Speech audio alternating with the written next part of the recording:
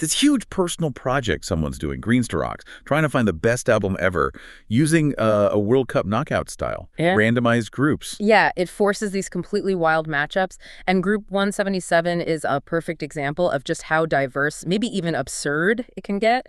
You've got Taproot's new metal GIF, then Lana Del Rey's Born to Die, totally different vibe. Right. Pop, but kind of dark pop. Exactly. Then the Waterboys' Room to Roam, which is deep traditional folk. And finally, Adema's Unstable, more hard rock. So our mission here isn't just to list who won, but to kind of unpack the thinking, the subjective calls made when you smash these genres together. Let's start with a rock-off, Taproot versus Adema. That decided who got second place. Okay, so Taproot's Gift, it got treated pretty harshly. The review basically called it fairly generic, and the killer comment was calling it a weaker version of Linkin Park. Ouch. Ouch is right. So originality was key. If it sounded too much like something else. Seems like it. Yeah, only a couple of tracks, like and maybe Comeback, got any kind of nod. It just didn't stand out enough, apparently. Okay, but then Adema's Unstable. It's also hard rock. How did that one get through?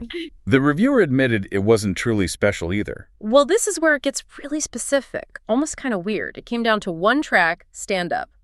The reviewer compared its energy, its power, favorably against Nickelback's Never Again. Wait, so beating Nickelback on one song comparison was enough? Pretty much. It seems being solid, executing that one thing well, and specifically sounding better than a known, maybe less liked band, pushed Unstable over the line into second place. Huh.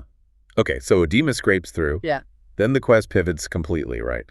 To the Waterboys. Yeah. Total gear shift. Room to Roam. This is them going deep into Irish traditional folk. Fiddles everywhere. Way different from their big hits. The review mentions specific tracks. A Man Is in Love was called Lovely. And get this, Raggle Daggle Gypsy, version 2, was described as, and I quote, possibly the most Irish song you'll ever hear. Wow. Sounds authentic. But it only got third place. Yeah, third. And the reasoning was, well, it was called possibly a little too quaint. Too quaint. After praising its authenticity. That feels like a contradiction, doesn't it? Ranking it below Adema. It does seem like maybe innovation or a more contemporary feel was valued higher than nailing a traditional sound, you know?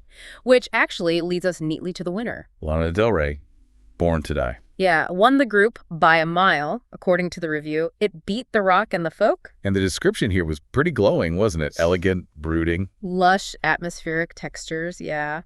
And the key thing seemed to be the vocals described as classical sounding, but layered over modern pop.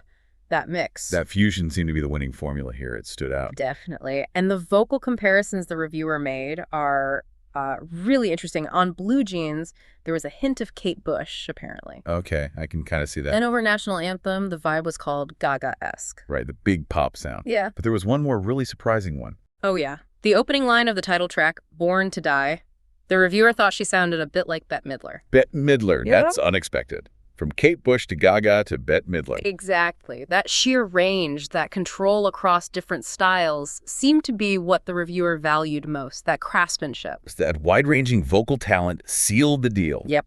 That put Lana Del Rey's Born to Die firmly in first. So the final ranking for Group 177 was Lana Del Rey first, Adema second, the Waterboys third, and Taproot last. It really highlights how this whole album quest structure forces these incredibly subjective calls, doesn't it? Originality trumped generic rock, but deep tradition got called quaint.